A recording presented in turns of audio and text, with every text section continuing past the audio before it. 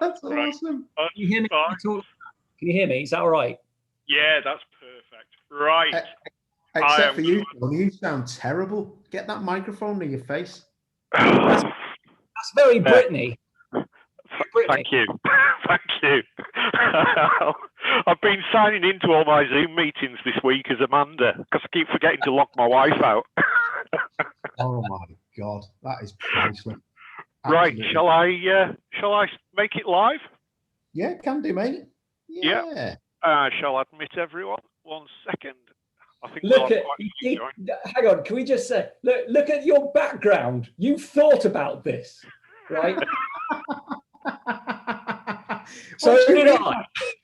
What do you mean I've thought about my background? Look what's in your behind you. Look, there's countless. This is just my background. Oh my God! Right. First of all, hello and welcome everybody. Good to see you. I'm Paul O'Neill.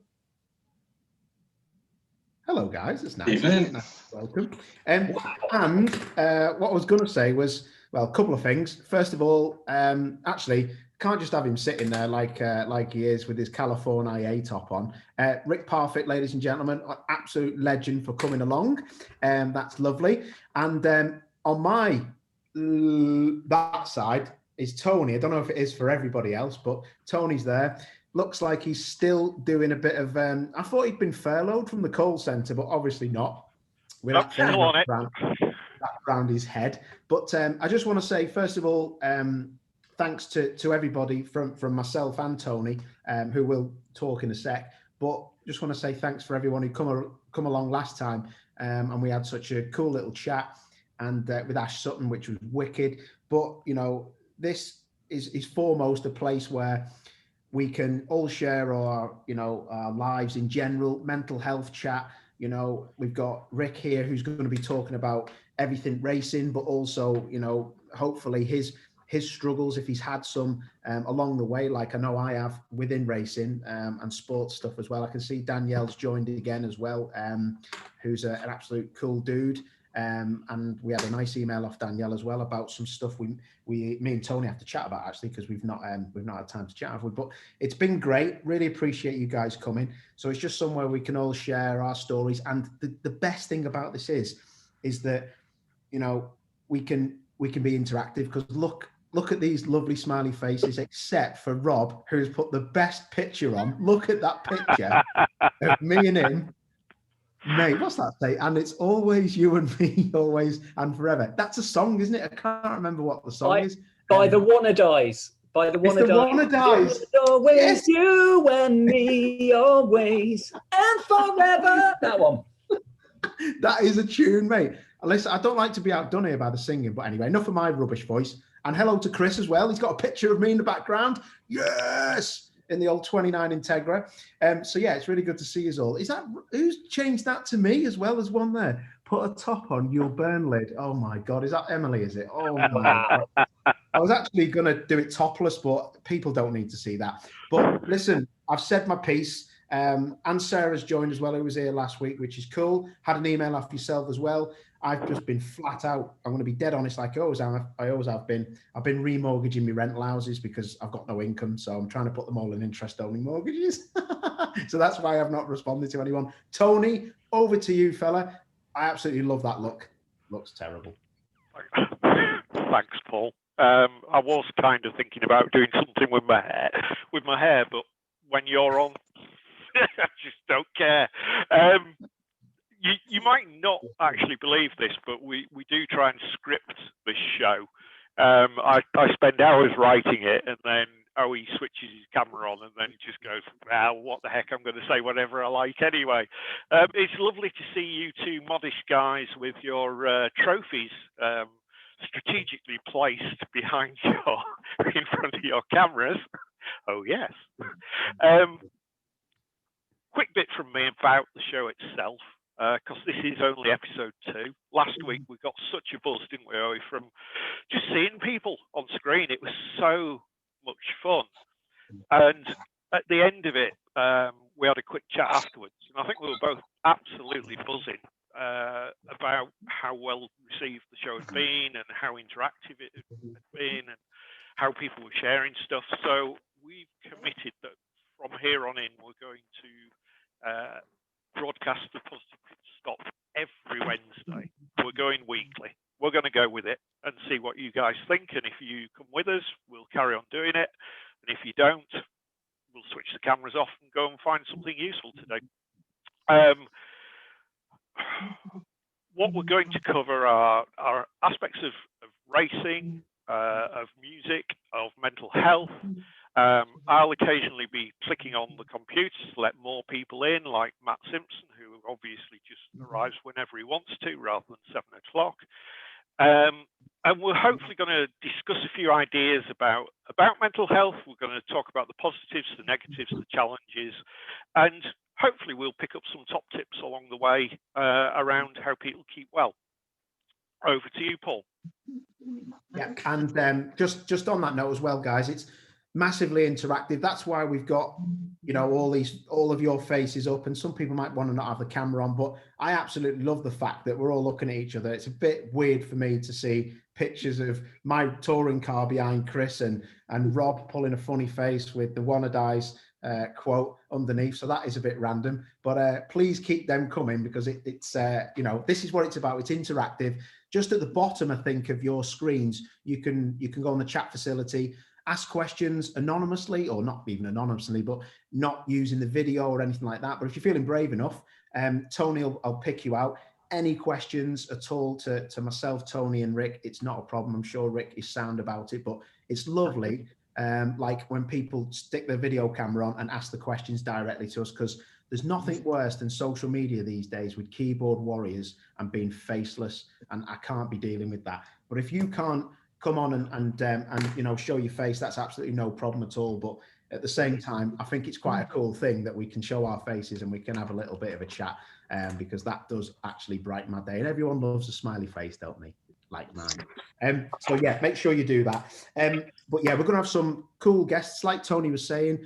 Rick is just an absolute legend for coming on. Ash Sutton last week, amazing. But Rick, a champion of GT races in GT3 and GT4, a proper lad, a lovely guy, one of my bezies. Look at him with all his trophies. All mine are for gymnastics. I borrowed them off my sister.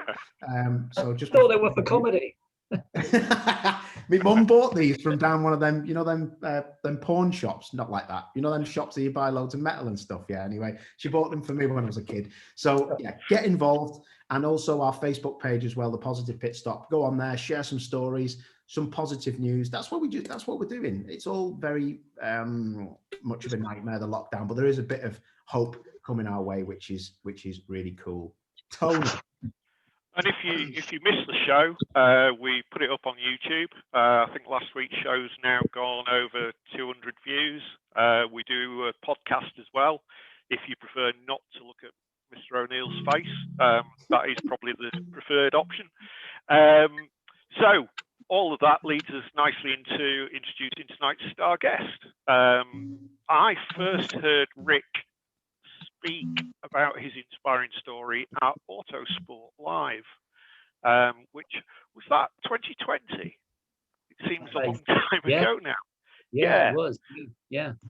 And you were just about to embark on an interesting journey. I'm really looking forward to hearing how you're preparing for the season ahead and what you've been up to over winter. And I'll hand you over to the bloke who can probably ask some reasonably intelligent racing car questions. I don't know about that. It's a bit of a difficult one, that, mate. But listen, I don't know about you guys, but do when you're on an EasyJet flight? I haven't been on a flight for ages, but it sounds like the captain telling us what the weather's going to be like through that thing that he's got round his head. Definitely change that for next week, mate, because it's freaking me out a bit. So I'm just waiting for him to say, cabin crew, can you please take your seats? Whilst you're doing that, I'll change. Thanks, mate. Top man. Anyway, Ricky Parfitt, lad. A lot's happened in the last. We've been speaking, haven't we, for a couple of weeks, and obviously we were just throwing a few ideas around yourself, trying to get deals done.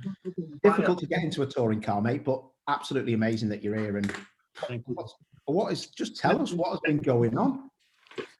Well, in the last year, well, I mean, just to sort of pick up on the story previously, you know, when I was at Autosport International last year, I'd been fasting for eight weeks, just under 2 months, on nothing but shakes, because my Crohn's disease was getting so bad, and I had 3 strictures in my gut, and the top of my gut was all fistulated and all stuck together. So I was in a bad way, to be honest. And as most people know, you know, I've struggled with Crohn's, but you try not to show it, you know, at the race weekends. And so for the last few years, I've really struggled.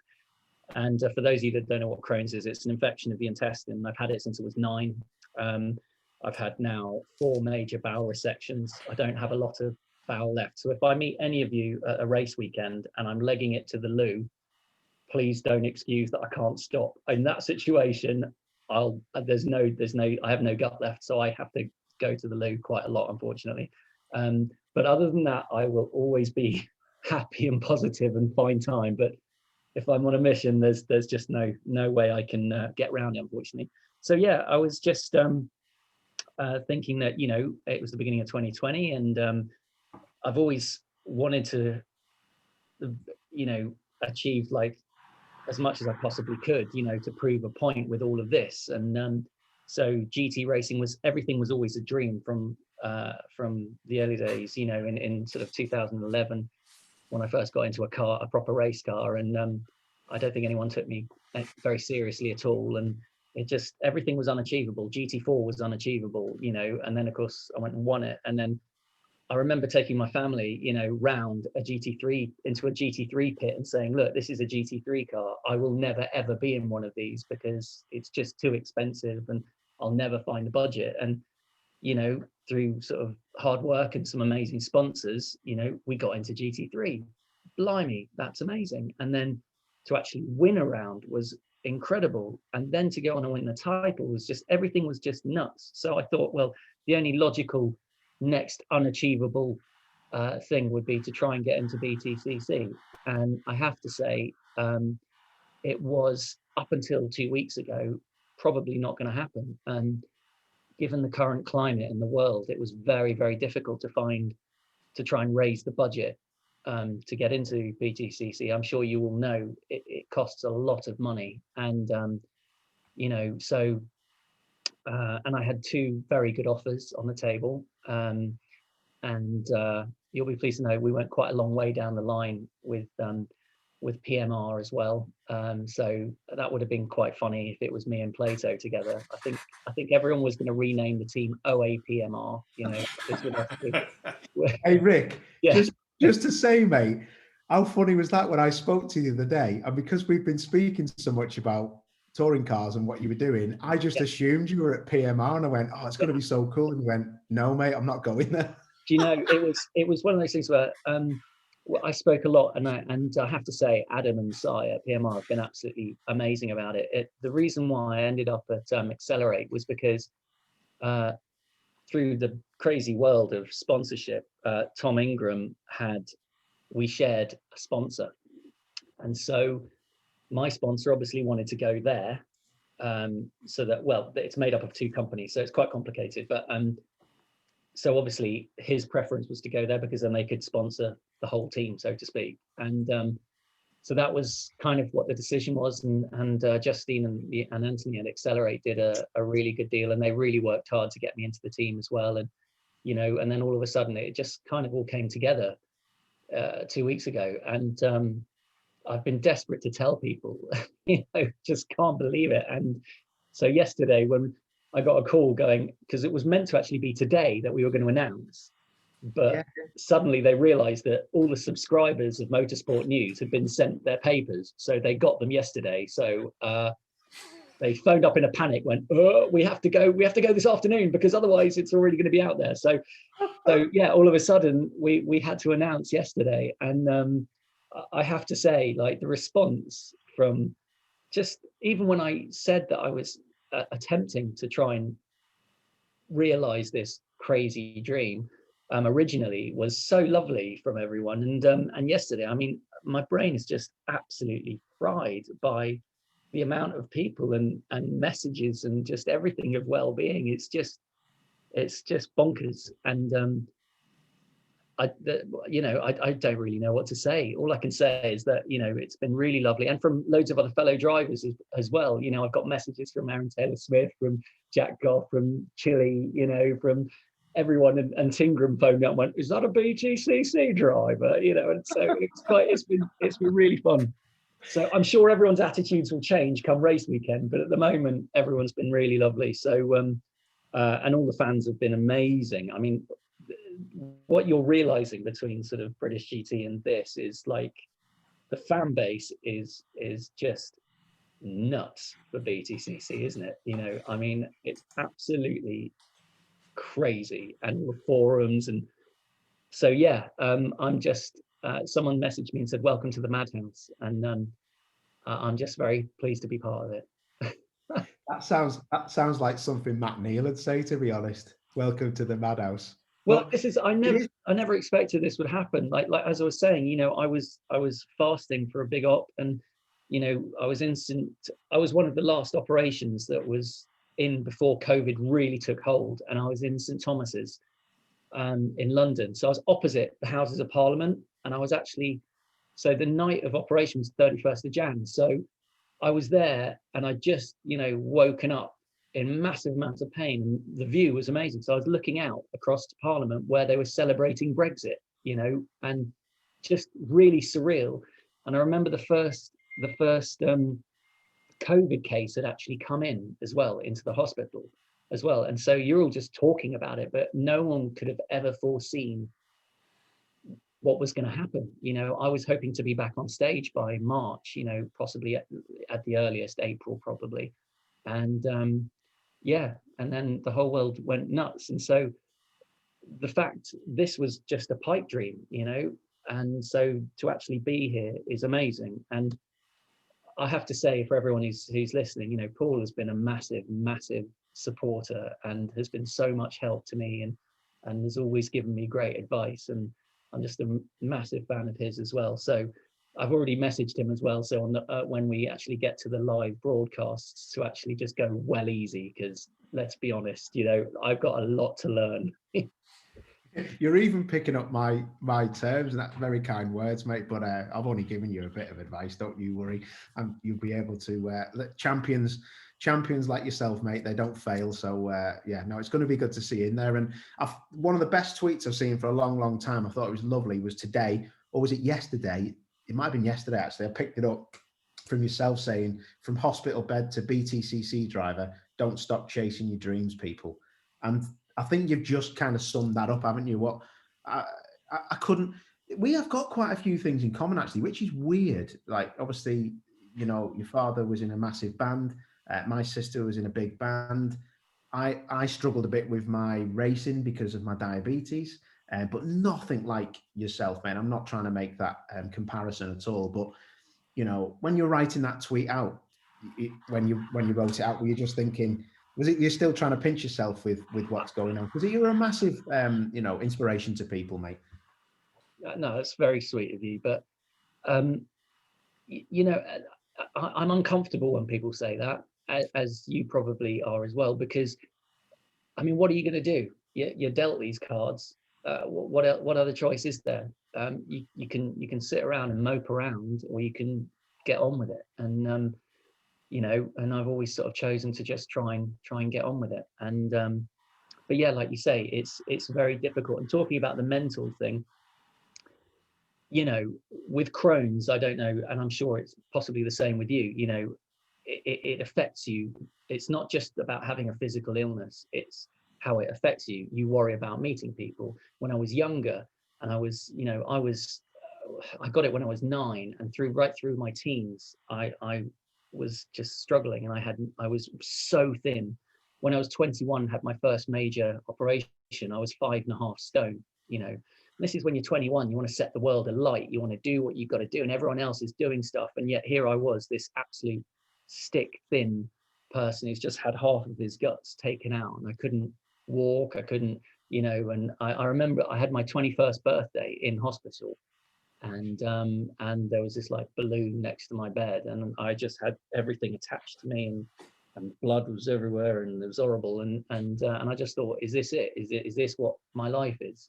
Because this is just what it is. And mum and dad were arguing, so they came in, and I told them to leave, and I remember drawing the curtain around, or I got someone to draw the curtain around my bed, and I just thought that everything was rubbish, and one of my friends had actually came up and sort of poked his head around the curtain and said, "Oh, look, I've come to see you.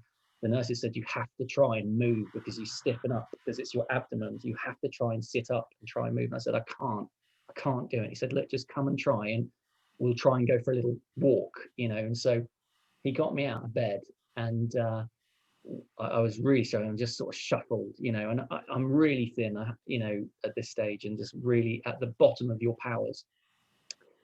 And we went around the corner, and all my friends from where I lived, I get emotional about it now, had all come and brought like a birthday cake and stuff. And I just remember just bursting out in tears because, I didn't want anyone seeing me like that, and see, I'm getting emotional about it now.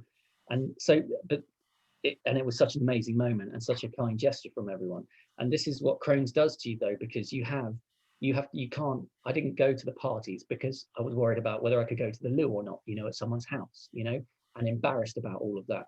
Whenever you go anywhere, the first thing, if you go to a park or a fun park or anything, the first thing I do, most people go, "Oh, what ride am I going to go on?" or something like that. The first thing I did was locate where all the loos were, because I don't have time to sort of think about this. And and of course, you're always aware of your self-image. You're always aware of how thin you are. I used to dress like an onion. I used to have like a vest, and then a t-shirt, and then a polo neck, and then a waistcoat, and I looked ridiculous when I was younger, because I was just so concerned about how I looked. And so it really impacts your confidence and your self-confidence as a person. And this is why I've always tried to sort of put across for Crohn's sufferers, because I get contacted a lot with people going, "This is amazing, but I'm at this stage." And so it's funny how so many people go through the same thing as I went through. And to a certain extent, I absolutely still carry the scars, but obviously I've got to an age where I'm very happy and found exactly, and I'm happy with who I am. And I've got a great wife who is just my absolute rock, and is just the person. I'm very lucky to have someone like that who understands everything, For years, sorry, I'm boring everyone with my life story. Not at all, mate. Not at all. For years, in relationships, I would try and play this, rock star, whatever, son of somebody, because I thought that's what people wanted. And I'd never let anyone get close because of all the stuff with Crohn's, all the symptoms are embarrassing, and so I'd never really let anyone get very close. And until I met Rach, who just didn't give a monkey's about any of that. Good northern girl, you see, she's from, that was the difference. And so my life very much turned around as soon as she sort of came in. And as a team, we were able to then plan a future, and she really set me on the path to being able to achieve everything. And so I've been very lucky, but not everyone has that sort of a partner. But and added, as you know as well, being somewhat in the public eye, and I'd never say I was, but being like sort of behind the shadow of someone famous, as you've had with Melanie as well, it's so easy to prejudge. People firstly assume I'm loaded, secondly, that if you do well, oh, it's only because you've got a famous dad. And if you don't do well, then it's because you're shit. So you can't win. And I've had that for a lot. And it's only in the recent years, from the racing perspective, that people haven't judged me on that level. Mainly since Dad passed, and it was published about, his net worth, which was ridiculous, and so people realized that I've worked really hard to try and achieve all these sort of things. And through a little bit of adversity, like yourself. There's a story, sorry if I'm boring you all, please feel free to jump in, but this is now public knowledge, but in 2017 when we won with Bentley in British GT, I was having one of my worst years, and I was basically going to my motorhome and just rolling up in a ball. And then I was taking, medications and painkillers to just try and get on top of the pain, because it was so bad. And if you don't know what Crohn's is like, it comes in a wave. So it builds, it builds, it builds. You tense against it, you tense and you go, God. And then it crests to the point of where you feel like you want to scream. And then it subsides and you just feel sick, and then you wait for it to come again. And that's how it is, just horrible. And so at Silverstone, we qualied second. And I remember going around on the whole team. Team Parker were amazing. Stuart is an amazing guy, and he built such a good network around me to make sure I was always all right. And he just went, "Are you all right?" I went, "Yeah, fine." So I didn't speak to anyone. I just put my helmet on so I could hide a bit, and got in the car. And in the quali lap, Silverstone's a long lap, as you all know. And you have to put so much effort to get heat into the tires as well, especially the big GT tires, because it's start stop, and the only way you get heat into the tires is through heat soak, because that as well only heats the sides up. So you have to work really hard on all levels to get it up. But of course, I was feeling so sick and the pain was coming in. I was this close to just being sick in my helmet. And I remember just lining up. I think it was Jack Mitchell who was in the Aston, who was on pole.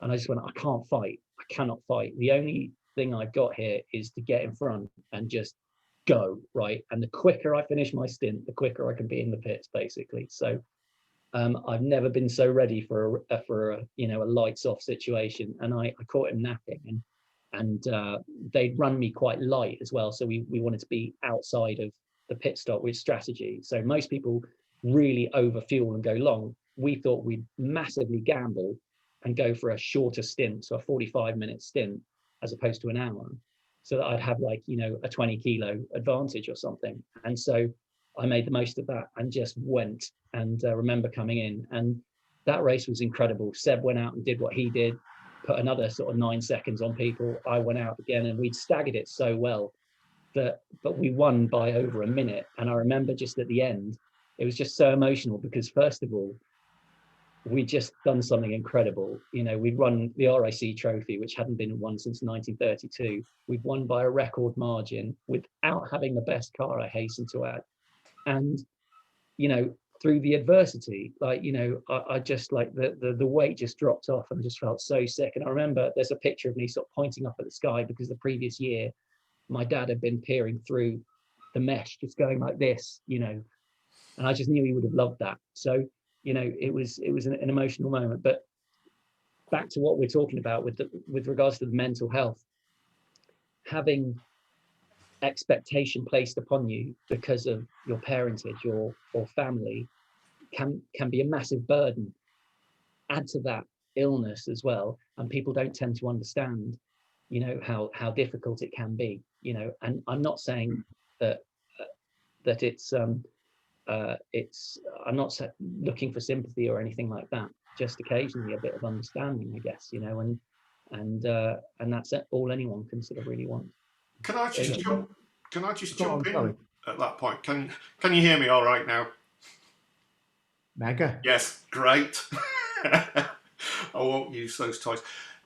This is to both of you, because Rick, you touched on there.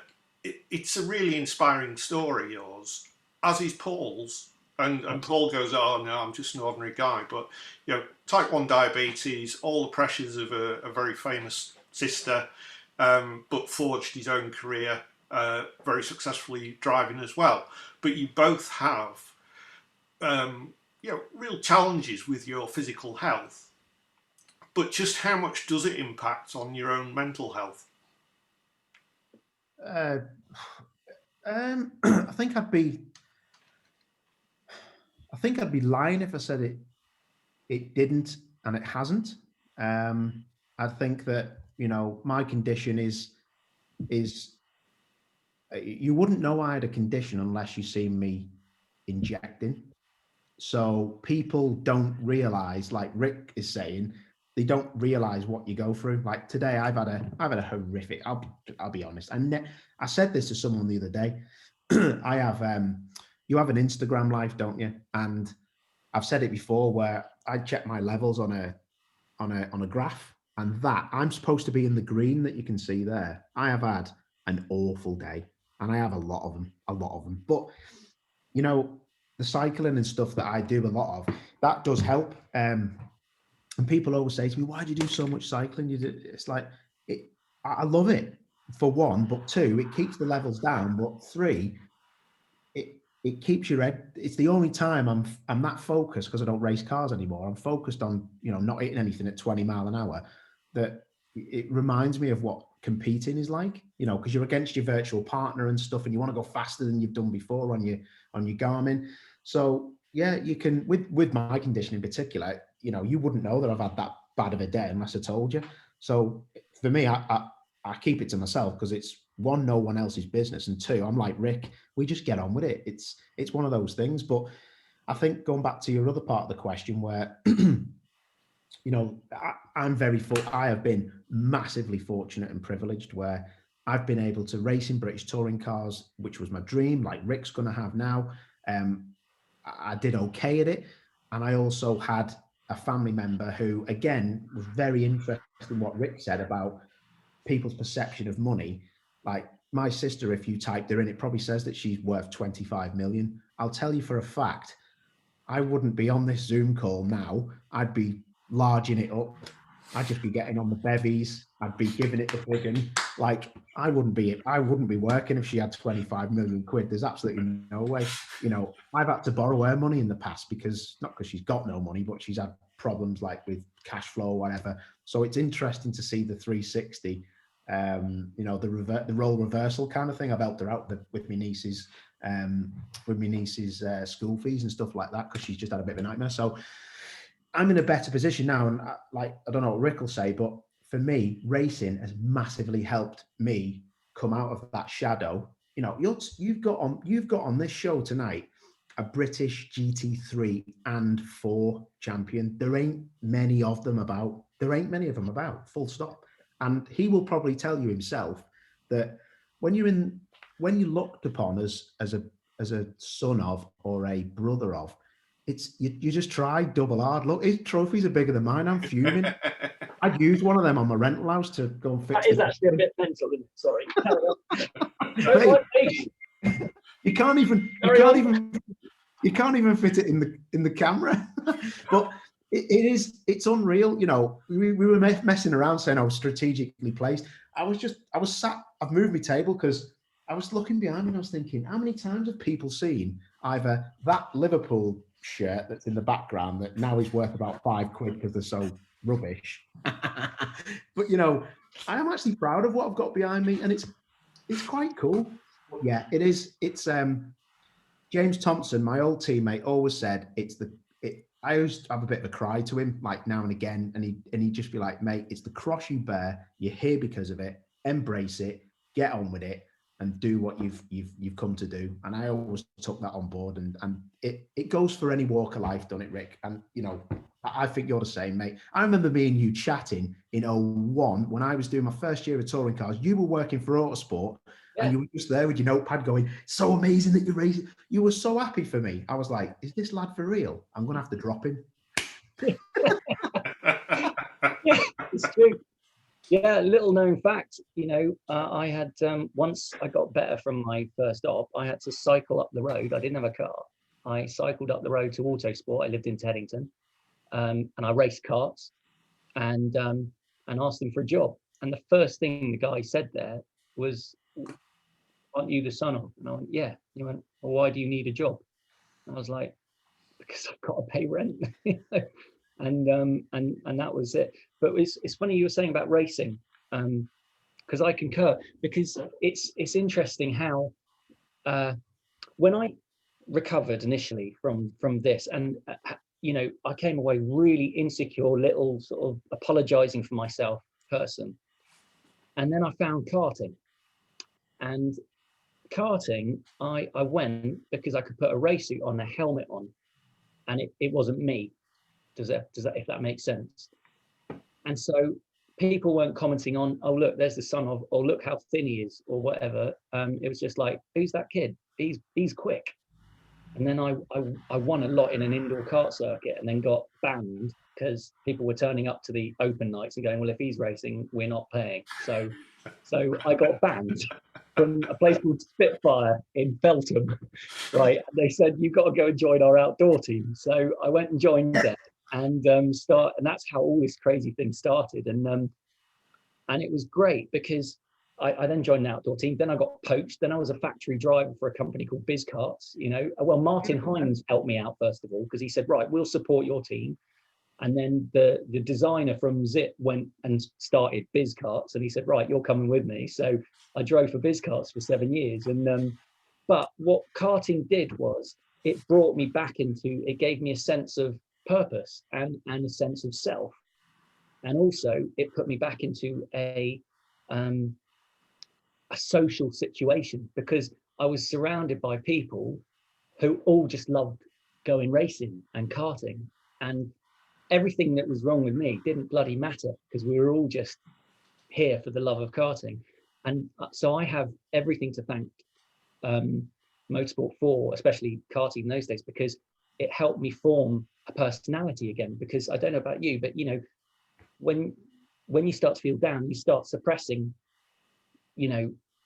your sense of humor, your positivity, your happiness. You start suppressing, and as a result, your personality can suffer, and that then becomes a cycle, doesn't it? Because it'll just drag you further down. Mm-hmm. So like you were saying, motorsport is a thing, and it's a community, and that got me back onto a positive place, and actually set me up, I would say, for the rest of my life. I echo what you're saying, mate. Exactly. I tell you what, though, Rick, and I never. Everyone that knows me here, I have a bit of a laugh and say, "Oh yeah, the legend of this and that." I don't think that much of myself, to be honest. I went there, I was okay. I did what I needed to do. I won races. I had some podiums. I had a lot of top 10 finishes. Which, let's be honest, is a lot better than I'm going to do at the beginning. So let's just not undermine that. I've won races. I mean, come on. You're a champion, mate. I've never, ever been. Stuart Lyons, if people know Stuart Lyons, he's a fat old man, but he's a champion. He's something I'll probably never be, but I love that. It's amazing. And you know what's great, mate, is that I go to bed every single night. I have not one regret, and that's where I am, and that's what I love. And my mate from school the other day, we went out on a 35-mile bike ride. He was like, "Do you regret anything? Imagine if you'd have gone to do V8 supercars," because I was supposed to go and do something over in Australia. And you know what?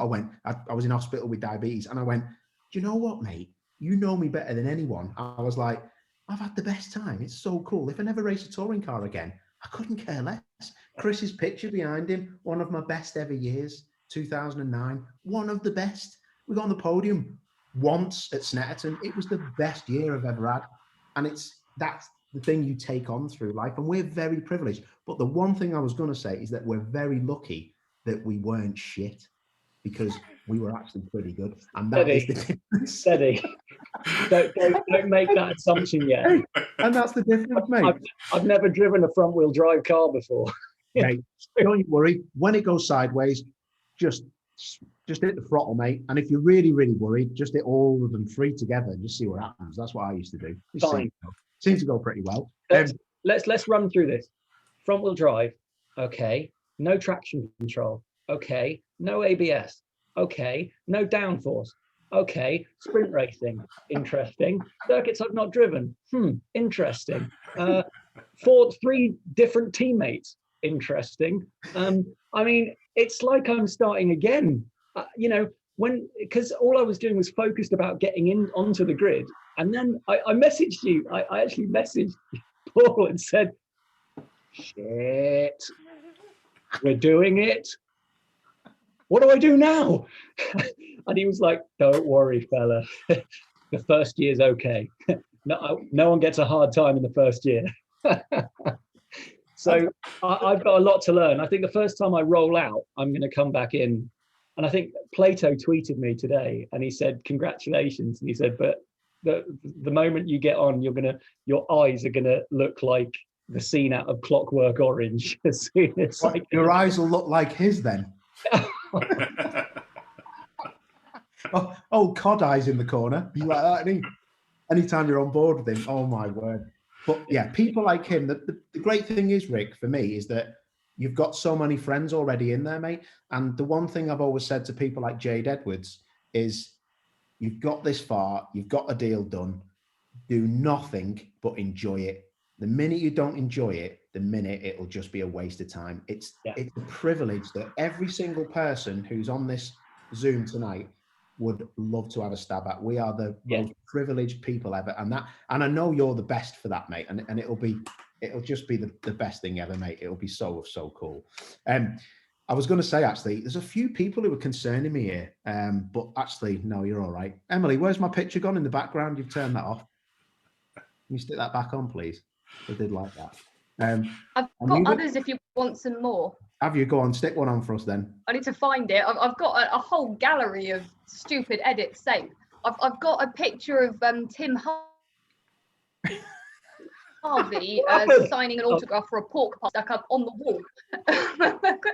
And the other, you're on the wall. Steve Ryder's on the wall, and your quote about the long-legged wingspan kiters on the wall, along with many others. Oh my God! Don't. If I have to talk about birds again in my commentary, because the director's always talking to me saying, "Paul, do you want to look like a hero?" So Parth probably doesn't know this. No. I go. There's our wall. Where are you? Oh my God! You are. Look, there's Ryder. Look at Ryder in the top left. There you go. That's amazing. This is completely irrelevant to this chat, but I thought you'd like to see. I've got my USB on the floor and everything. That's amazing. Oh my word. And then we're at uni, so we can do whatever we want. Oh, so we needed some decoration on the wall. Where are you at uni, Emily? Where are you at uni?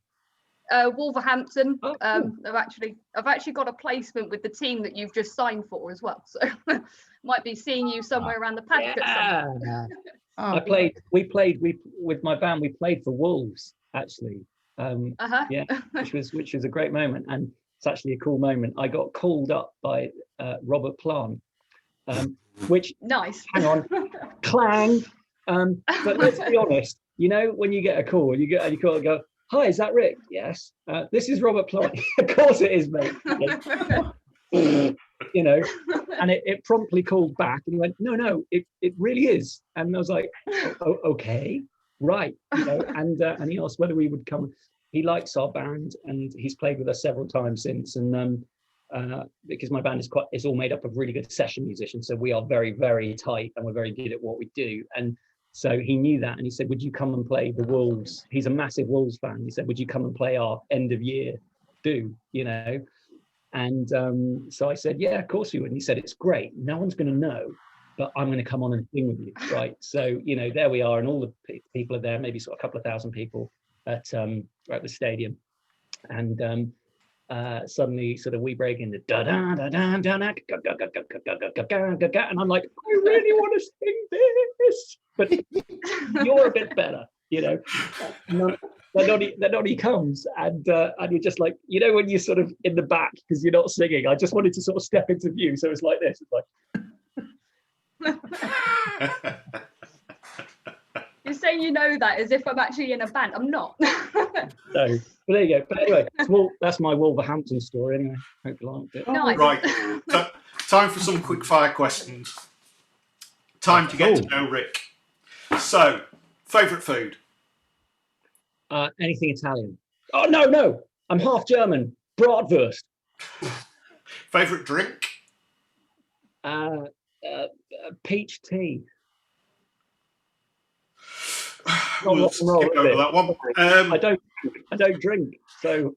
Favourite BTCC driver, past or present? Oh, come on. I mean, it's obvious, isn't it? You know, he's top left in my screen, quite frankly. Jason Plato's here.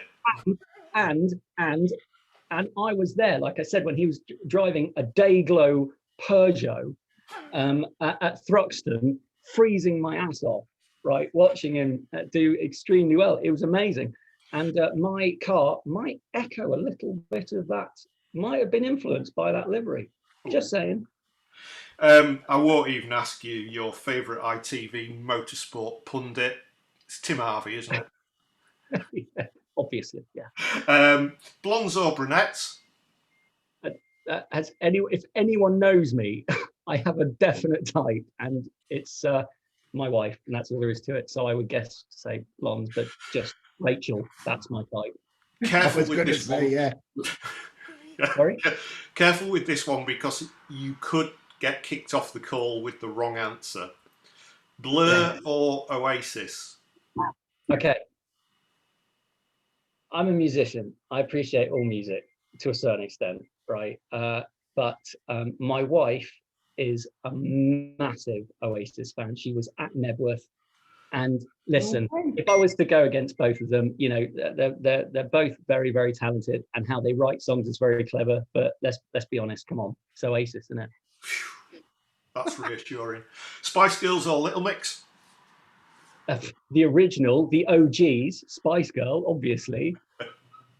And favourite Quo song? Oh, for heaven's sake. Okay, there's two, all right, and for different reasons. So one is a song called Living on an Island, which my dad wrote when he was doing a tax year in Jersey, which was very cool and very funny, because Dad did a tax year in Jersey, but they took the whole of the top floor of the hotel for the whole year and got hammered for the whole year, and ended up spending more than they saved in tax. So it was completely pointless, right? But that's just one of the legendary stories. And so Living on an Island, because it kind of was Dad being personal. And my favorite song from them live is a song called Rain, because it's just kick-ass rock and roll, and he's brilliant in it. And but to be honest, I guess it's not really a Quo song, but I don't know whether any of you knew, but when my dad passed away, he was recording an album basically that was being co-written by my guitarist, and all played on by my band and stuff like that. And he wrote a song called Over and Out. And when I heard it, you know, you listen to the lyrics and it's like he knows what's going to happen, and the album was unfinished. We only had the demo vocals and stuff, like the vocals he'd done sat on a sofa. And so we managed to, through technology and being very clever with BVs and stuff like that, managed to finish the album and put it out there, and it went to number 3 in the charts, which was amazing, only beaten by Ed Sheeran and The Greatest Showman, which was just unbelievable, you know. And it was a real labor of love. But there's a song on that called Over and Out, and so I encourage anyone to listen to it. And if you listen to the lyrics, you're just like, it stops and you just go, shit, whoa. So that's that. By the way, I'm expecting, it's already started on Twitter, the amount of Quo puns that have been attached to me already is going hilarious. But I reckon they'll run out by about round 3, so we'll see what happens. Hey, listen, what about, I'm so glad, mate, I left touring cars just as Twitter was getting big. Like, I think I had about 200 followers, and I was like, I've seen a few of them Quo things, and I was like, I am so glad I got my mediocre career done and dusted and out the way, mate. But I'll still get battered now, and I don't even drive. You know, the funny thing is, isn't it? It's like, I don't know if you're like this as well, but, you know, you might get 1,000 really lovely messages or 1,000 really good positive ones. If one person does one negative one, you're like, ooh, yeah, ooh, and it really affects you because you're focusing in on the one negative thing, you know, and rather than all the positives. And that's a mental thing you've got to get over, you know, as well, because you're never going to please everybody, and not everyone's ever going to like you. So you just got to go with the majority verdict, I guess. One of the things, to be fair, Rick, as well, just a note on that, is I don't. So I would probably, the one thing that horrified me in all my time in racing, not as a driver, but as a pundit and a commentator, was one day I was that bored on a Sunday at Thruxton. I think I'd been doing it about 6 months, and I typed my own name in on Twitter. Don't do that. Never do that. No. Oh my God. Someone put, who is this? What was it? Who is this guy who has a head like a house fire? Basically, because the hair's all over the place. He knows nothing. I might kill him. So that was a good one. Wow. And that, yeah, but to be fair, I'd got something wrong. I can't remember. I deserved it. What was the other one? There was some others. Someone called me Paul O'Grady. That was a good one. I don't like this Paul O'Grady. And I'd found it because someone had put Paul O'Neill, and I looked at the original tweet. And it was something like, you know, they said Paul O'Grady is the worst pundit I've ever heard and seen in my life. Blah blah blah, and then it went, and then someone put, it's actually Paul O'Neill, and I like him. He knows his birds, and I thought, yeah, so I do. But yeah, so I know what. So does Paul O'Grady, to be fair. But yeah, that's true. For the love of dogs, that's a bit weird, isn't it? But yeah, it is. It's a bit of a random one. I think you know, obviously, judging by the amount of people that just sheerly follow BTCC.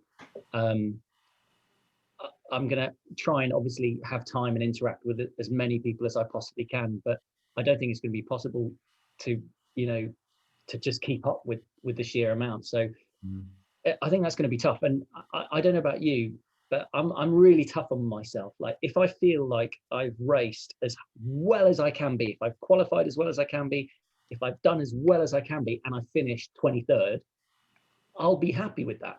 Yeah. You know? If I finish higher up, but I feel like I could have done better, I will beat myself up so badly, going, I left something on the table. And it's the same. I have the same approach to the band. You know, when we go out, because we're mainly in corporate land, you know, our job is to go out, and that crowd, we don't know who we are, but we're gonna, by the end of it, they're bloody well going to, you know, and we have to go out and convince. And so I am absolutely have the same attitude. Like, you go out and you win. Right, you go out and you do your best, and as long as you can do your best, that's fine. And, you know I'm going to make mistakes. You know, this is a very different form of racing coming up. You know I'm going to have to learn how it is. I know that the other drivers are going to want to make sure that I don't get involved, and I'm going to be beaten up at the beginning, you know. But you know, it's all a learning process. I will just try and soak it all in, learn from any mistakes, and try and move forwards. But the thing is that I remember Tom Oliphant in his first year, who was my teammate and a good mate. You know, he had a really rough first year as well. You know, he's been punted off. Mark Hines, who you guys know, a few years back, Mark is one of my closest friends in the world, and he said, you're going to love it and hate it in equal measure. He said, it's just crazy. Like, you'll be punted off, you'll be hit. You know, you'll be talking a lot about bump steer, whatever that is, and so there's so much, he said, that you're going to absolutely hate, but you've just got to try and detach yourself from it, because otherwise it will get me down. If I feel like I'm just doing really awfully, it'll get me down. So don't go too hard on me, people, because I've got such a mountain to climb, and it is like everything I've learned in GT racing, you know, is so different. It's a whole different mentality. You go into a race knowing that, first of all, you want to be as quick as you can, but you've got to really conserve your tires. You know, you're trying to play out a strategy with the team. You've got to bring a car back, you know, to your teammate. You know, this is basically full send at every corner, and if there's half a gap, you shove it in. You know, and I was talking to a couple of other drivers, that Jiggy, you know, Gornall, who was in it last year, and he said, right, mate, he said, here's my best advice. With regards to track limits, do exactly what you would feel is taking the absolute piss, right? And then he said, and then double it. And that's the best bit of advice I've had so far. So I'll see what that means. Obviously, that doesn't compute with me, but I'll probably find out quite quickly. He ain't too far off the truth. Just going to rewind a bit of what you were talking about there, Rick, and bring Chris Pearson in, who had a very appropriate question about 45 minutes ago. Chris, over to you. If my memory serves me correctly, I'm guessing you were talking about the... Can you hear me?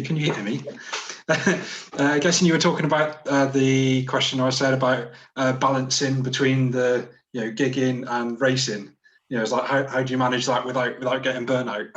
Well, do you know, I haven't actually had I haven't gigged for a year, so which is just the weirdest thing, because Paul knows, but you guys probably don't, but we are very, very busy. We play all over the world, and for big corporates and festivals. We had 6 headline slots in 2020. It was going to be an absolutely crazy year, and then everything got cancelled. And whilst it was nice to be at home, I'm never at home basically. I was always racing or gigging. So it was nice to be at home, and I had the strangest thing. Financially, it was a disaster, obviously, for us because everything got cancelled. But I had the best year with my wife and my dog ever, because we literally just hung out, and it was wonderful, to just do all normal things and just be a family and just enjoy each other's company. I say enjoy. I enjoyed, the company, but Rach probably got pretty knocked off with me because I can be quite annoying, and it was just lovely. So, but now I'm definitely ready to get back gigging, and weirdly enough, since the announcement yesterday, where people have started already now, thinking, right, okay, summer's going to be all right. And so the phone has been red hot the last 2 days as well with us booking stuff in, and there are already clashes. So there's 2 dates when I'm at Croft, and I'm probably going to have to turn them away because there's no way I'll be getting out of a car at Quali, driving 3 hours, doing a gig, and then driving 3 hours to get back at like 3 in the morning to get in a car and do 3 races. That's not going to happen, So I can't do that physically, and also it's not the right thing to do. If it's just down the road, then I might well do that, and there might be a couple of moments where, in the summer, if there's a festival or something, I might get out of the car at Brands, go down to a festival, which obviously all of you are very much invited to. If anything like that happens, we can take the BTCC army along, go and do that, and then come back the next day and do that as well. So I just feel very fortunate that I'm able to make a living out of the 2 things I love most in life, and but I don't want anyone to think that it came lightly. I'm very fortunate to do it. Like Paul said, we are so fortunate to do it. But make no mistake, it's been really hard work. That nobody sees in the background, no. all of the hard work that goes on in the background. No, and like in music, to do what I do, you have to have a really good, there's thousands of bands. Why would they hire you over anybody else, So we have to be good. So I'm constantly trying to innovate how we can do the set better, how we can elicit a response better, how we work as a unit on stage, and how as a force, and what we put out to the audience. And so that's what my band is sort of known as. We go out all guns blazing, and just everyone's like, whoa, what the hell has hit us? And we just get everyone going nuts. And I employ the same mentality to racing. As I was saying before, it's absolutely leave nothing on the table. I don't take anything for granted. And especially after this year, I'll never take my job for granted again, because musicians are really struggling, as are race drivers as well, and there was no help for us per se. I just feel lucky that, we worked really hard for 10 years.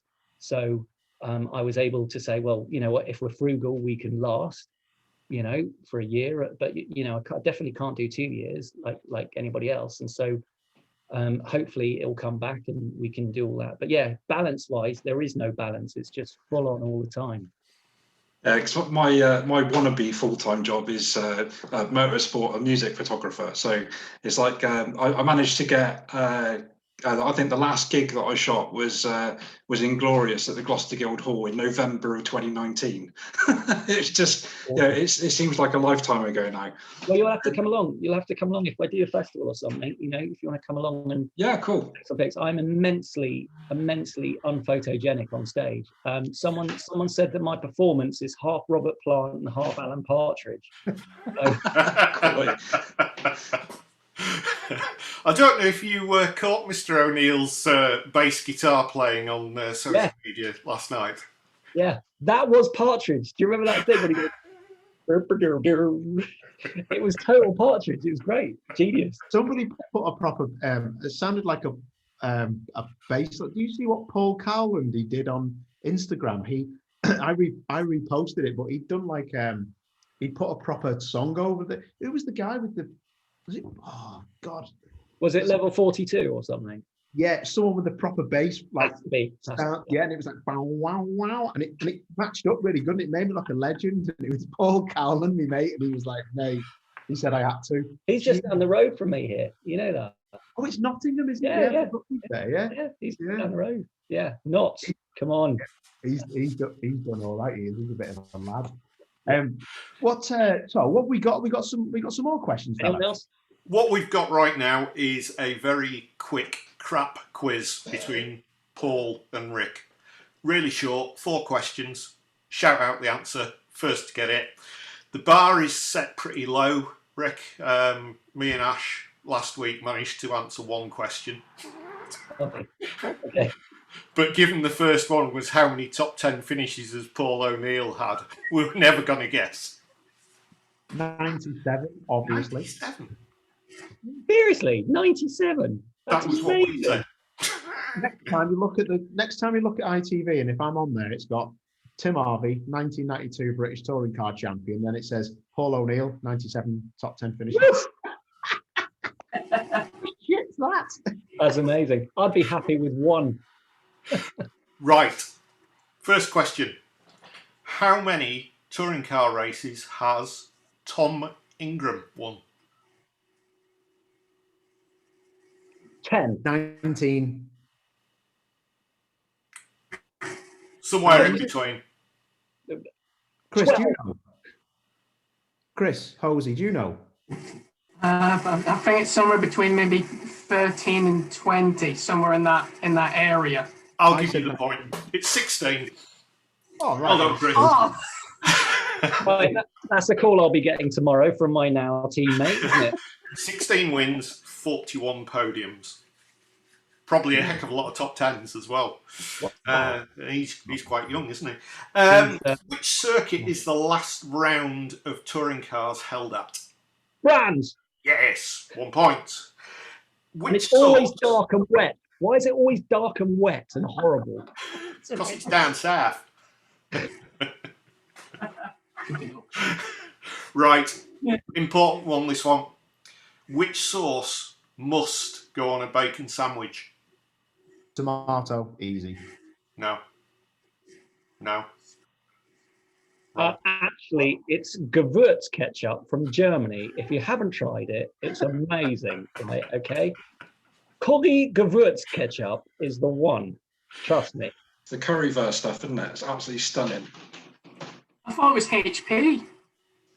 It's none of the above. You don't mess with a bacon sandwich. You don't put any sauce on a bacon sandwich. Why would you ruin the flavour of bacon? Right? I've only tried 2 bacon sandwiches anyway. It's still 1-0. Last question. How is that a conclusive answer? That's It's just my an answer. opinion. It's my answer. I like My quiz. I know. It's my like being in the Zoom. clock of the course.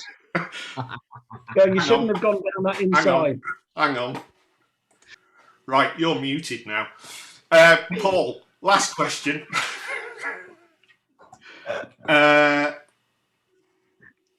According to the official Status Quo website, how many records did the band sell?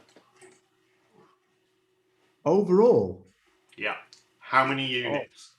Oh, Jesus Christ. 40 million? Higher. Anyone else? 120 million.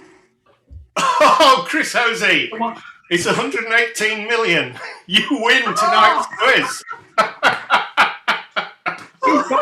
He wasn't even in the quiz, and he got all the answers.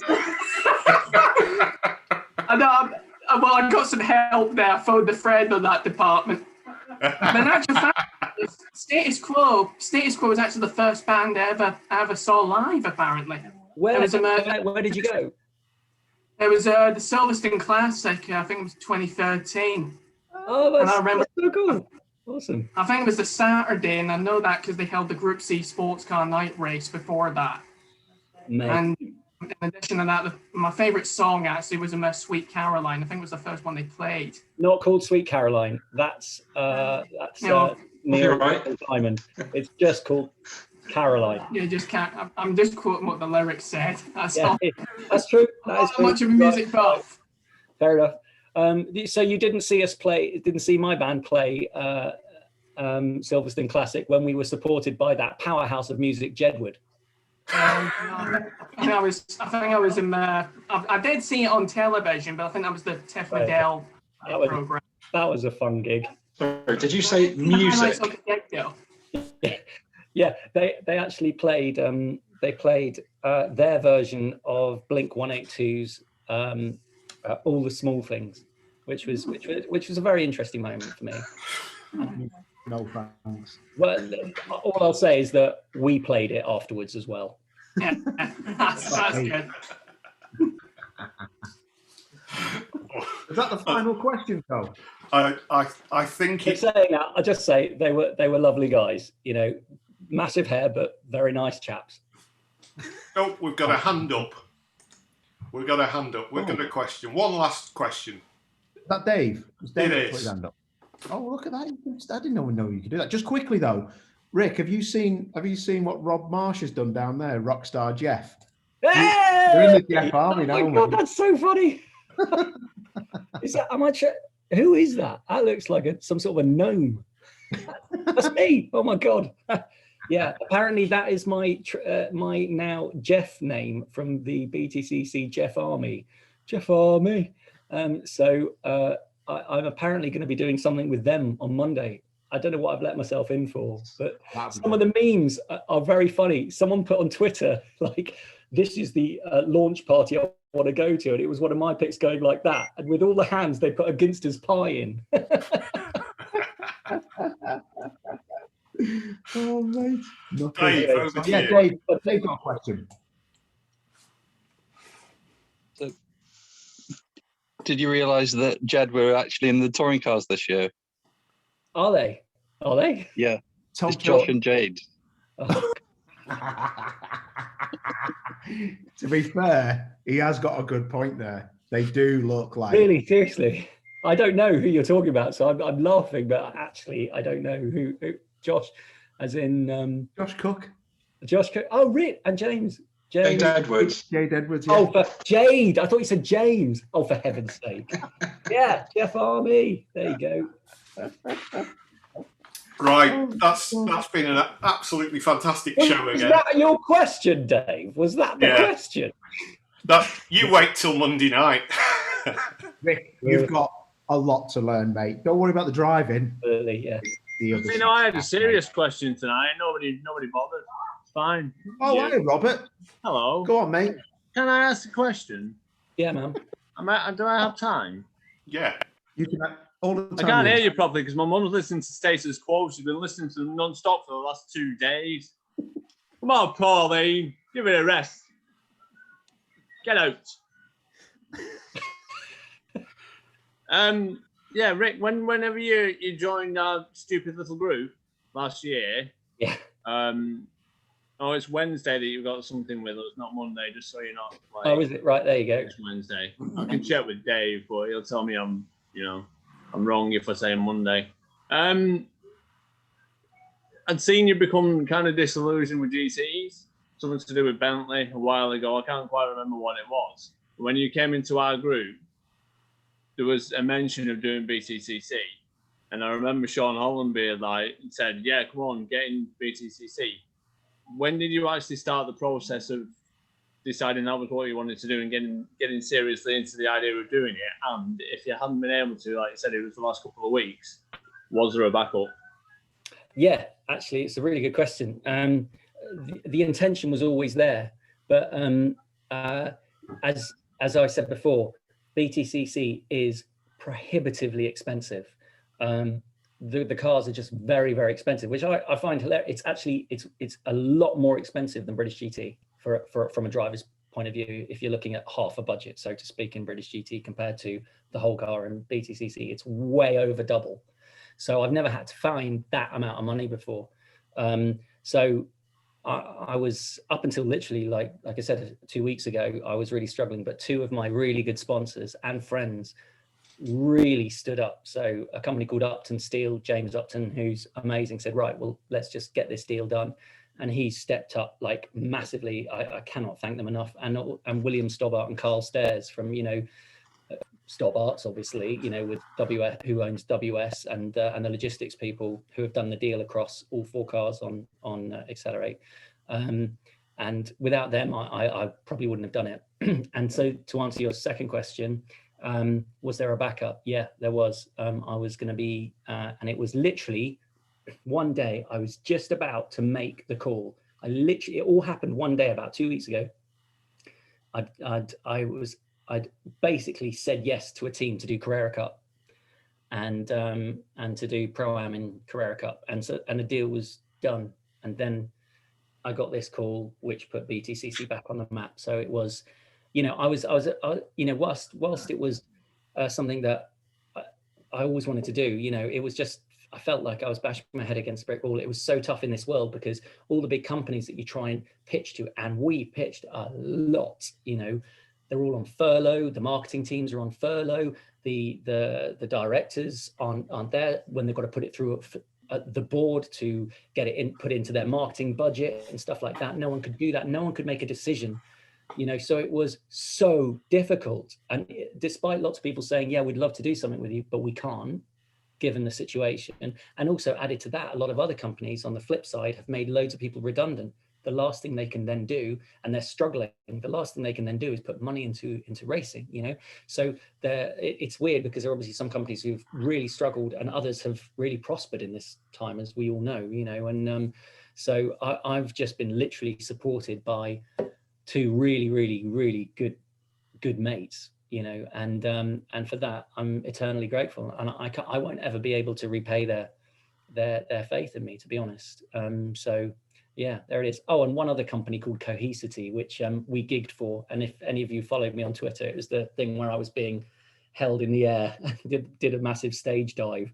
And they're a wicked company, very progressive. And so they're on board as well. So it's been mega. And with the help of Accelerate, who Justine Anthony, especially Justine, really bent over backwards to just make the deal work, you know?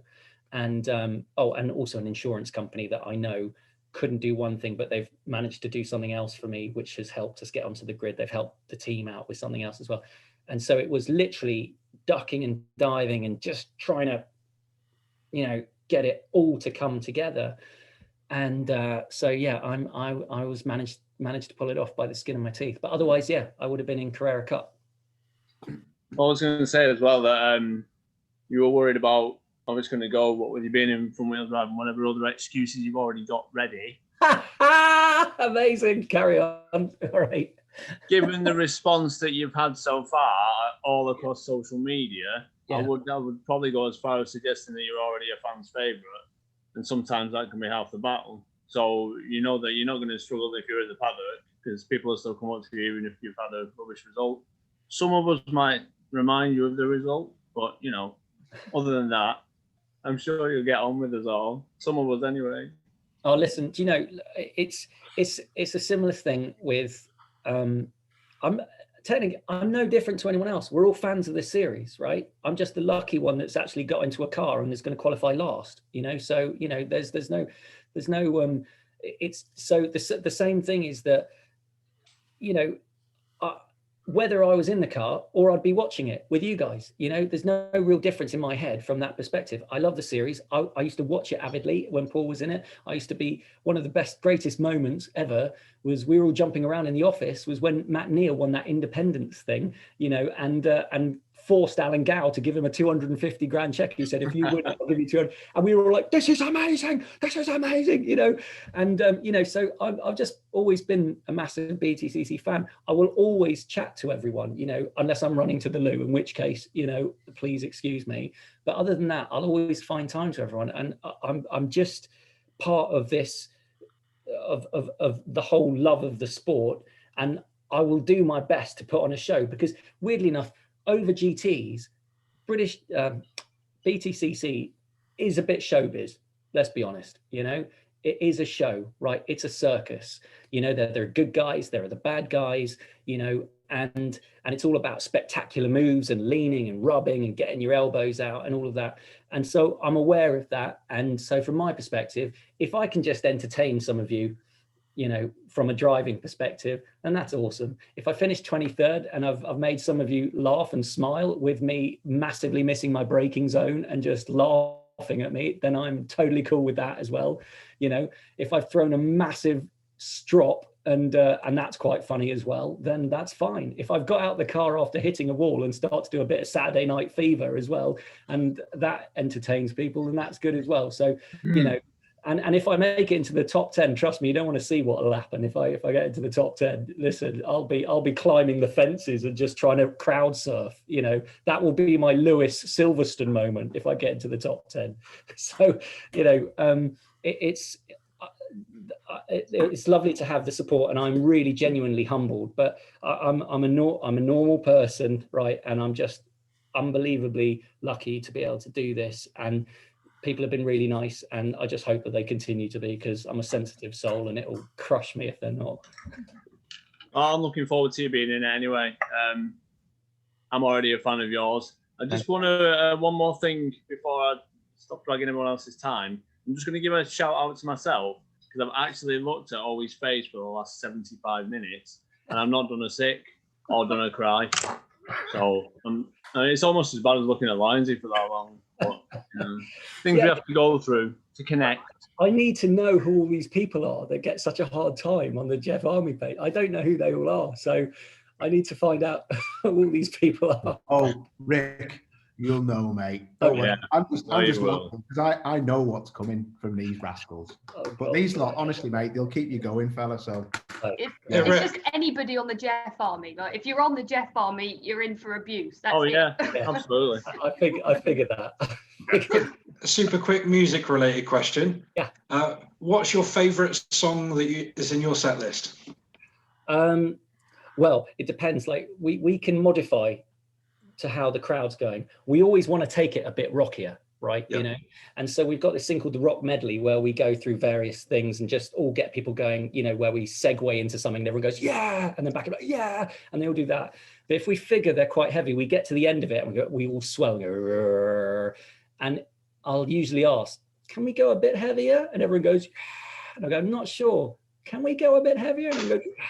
And then we'll go into Enter Sandman or Rage Against the Machine, which is, you know, something amazing, you know. So there's so much I'd love to put into the set, like Cochise by Audio Slave, amazing and stuff like that. And but that's taking it one step too far. We already take a liberty as a band playing functions and, well, not functions, but corporate dues. You know, we aren't your average, you know, band. We bring a big rock show, you know. So taking the mickey, you know, is basically, when we were in Berlin, we played this big for a big software company, and you know, they're all like IT people and stuff, and someone said, oh, you won't get much of a response from these guys, so don't worry about it massively. None of the bands do, but they like listening and stuff. And I'm like, right, we'll see about that. And, which is the worst thing to say to me, right? You know, and we went on there, I was like, right, come on. And we ripped the roof off, and we went, right, let's do this. So we went into Killing in the Name Of, right, you know, by Rage Against the Machine, dom, dom, dom, bom, bom, bom, bom, bom, bom, and the whole place was absolutely bouncing, and it had sprung floor, so that the sound guys were having to hold the sound desk down, because the whole sound desk was bouncing like this, you know.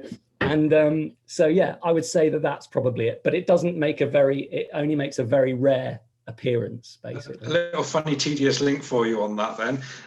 When I used to be in the RAF, I went down to the Falklands for a detachment. And on my second day there, I was out there fixing Hercules, but I probably spent about 80% of my time in the band music room, practicing for gigs. And we did Killing in the Name Of.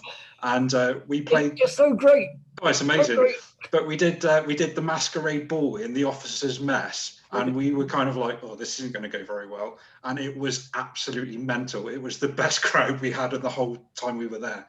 You know, played about 30 different shows around the Falkland Islands. There's something about playing for the armed forces, right? We've played for them quite a lot, really, and we played for the SAS once, right? And I'm not allowed to talk a lot about it, right? But so we played at Hereford, you know, we went down there, and the security checks you go through before you even arrive is just nuts, right? And let's just say this, right? We're walking in, and I'm with the commanding officer who's literally a triangle of a man. You know, his shoulders are out here. You know, and like we're walking and they've got all these pictures of like the sieges and stuff that they've done really amazing things. And there was this glass box, right, with these ornate pair of boots in, you know, with like gold toe caps and stuff like that in this box. And I was like, what's that? And whose are those? And he said, oh, those were Saddam Hussein's sons. And my next question really stupidly was, oh, how did you get those? And this is the response. He went, he wasn't very well when we found those. And anyway, so we gigged for them for basically what I would assume is a room full of trained killers, right? You know, so we better get this right. And there's one thing that I have so much respect for everyone in the armed forces, because what they do is just beyond, you know, and so when they're allowed to party, they should go for it. And there's this sort of mentality, and they just went nuts. And then the next day we went, because we all stayed over at the barracks, which is nuts. And the next day we went driving around in these things, and they let us like play with the sight finders on these. It's just, I'm probably getting into so much trouble now. Yeah, it's all right. This goes that out. Never happened. That was just what you wanted to happen. Mm-hmm. Yeah. Rick, we don't want to take up too much of your time, because you're going to end up doing loads of media. Yeah, my wife is hungry. I've got to go and cook, because I'm a better cook. So Well, I actually have to go and build a trophy cabinet before next week's show. Yeah, do that. Yeah. I'd just like to say, second in class Teesside Sprint Wigton Motor Club. Teesside? No way! Wicked. Two competitors. I got second. Yes, I raced in a 24-hour kart race there, right? And it's so cold and wet that we went into Middlesbrough, right, and went to a nightclub called Treetops or something, and where it was £1 to get in, and free drinks or whatever. It was absolutely nuts. You can imagine me coming from down south, and I was a lot posher than I am now. Hello, I'm Rick, and I'm from Surrey. Could I possibly have a vodka coke? Didn't go down too well. What's this chicken parmo thing? That sounds interesting. Yes. Do you do hors d'oeuvres? One quick thing about Teesside karting. I did a tarmac stage rally there with my wife as navigator in a Renault 5 GT Turbo, and we were that skinned. We only had slicks, and it absolutely chucked it down all day. Yeah. The clutch cable broke on the second stage, and we were back home by about 10 o'clock in the morning, which was the best thing ever. Oh my God, that's ridiculous. Oh, wow. We would love to get you back on at some point, maybe during the season, during a break, to hear your thoughts about how it's all going. I'd love to join you for a peach tea when you're up at Croft, which is my local circuit. Excellent. Finally, from me tonight, apart from thanking Rick, but I'll let Paul do that bit. We always like to feature a website or some resources around mental health each week. Last week we mentioned Together All, which is the big white wall where there's 50 million people worldwide who will talk about mental health. There's some amazing resources on there. The one this week that I thought we'd mention is Mind, mental health charity, which I think McLaren are doing some work with Mind, and I know the Jeff Army have been fundraising for Mind as well. But people might not realise that the website, Mind's own website, actually has some fantastic resources on there. If you are struggling a bit, or you want to find out some advice for either for you or for a relative or for a friend, they've also got a really interactive chat room there as well, where you can go and just unload some of your thoughts and some of your worries or your stresses. So it's a great place to go and well worth checking out. I'll leave it to the professional presenter to wrap up tonight's show. But thanks again to everyone who's taken part. It's just lovely seeing people. Oh, nice one, Tom. I echo all of that, mate. And yeah, like I said, I just think it's great that people, put the cameras on and we can see everybody, and it's just a great. Well, I haven't been out the house today, to be honest, so it's just nice to see everyone, and thanks for joining again. But Rick, you've been an absolute ledge, fella, to talk us through all of that, and just with such passion, mate. I felt like I was there with you in a lot of them races that you were talking to us about, and yeah, it's a privilege to have the likes of yourself come on, mate, and talk about stuff. And I think as well, just on another note, at the end of the show, we had some lovely messages actually. I know Donna sent us a message on Instagram. Sometimes people are like probably thinking, why hasn't you replied to me? Just so you know, oh my God, the messages I've had lately, everything just gets bang, bang, bang, bang, and down. So I need to read through a lot of the messages about last week's show and hopefully this week's show as well. But if there's anything you'd like us to do differently or want to talk about, please tell us, and we'll make sure we see that's done. Also, Danielle, who was in here, and Sarah Dennis, who was in here as well. Proper good people they are. I think me and Tony need to speak offline, but the girls do a lot for mindset and mind coaching and things like that. So we're going to get our heads together and see how we can involve the girls as well, who've got some great ideas. So hopefully this can evolve and really help everybody out, and the likes of me and Tony and Rick and everyone. So yeah, I think we should do that. But last note is, Rick, you're an absolute dream, mate. There's no one else I would wish to have an amazing season. A top 30 position. Yeah, I have every bit of faith in you, and nice guys do well, mate, so you're going to be sound, lad. Thanks, everyone. No worries. Yeah, good luck, Rick. See you, mate. Cheers, Paul. Take care, everyone. See you later. Cheers. Bye. See you later. Good night, Chris. Say hello to your dad. Yeah, oh well. And Rick, good luck in your first season as well. And hopefully I'll see you at some point this season. Yeah, I want banners. I want everything, right? So when I finish 20th, I can open my door and sort of wave as if I've won, So yeah, I'll do that. Banners, anything that's rock and roll related. Let's rock. That's going to be on my boots. That'll be my dad's job. Right? Everything. Let's bring it on. Let's take over. I want to see that never before has a mediocre midfield driver been so celebrated by the crowds. Okay. That's what we want. We want to celebrate mediocrity this season. Okay. I'm fighting for the average ones. I've always aspired to be average. I think Chris is onto something here. I think that we should end the show actually. And this should be something that when the fans get back into the racing, that when Rick comes past, it's that. So good night, everyone. Yeah, we need that when we go past. Everyone's used to do that. Yeah. Good night, everyone. I'll see you later. Let's rock. Oh,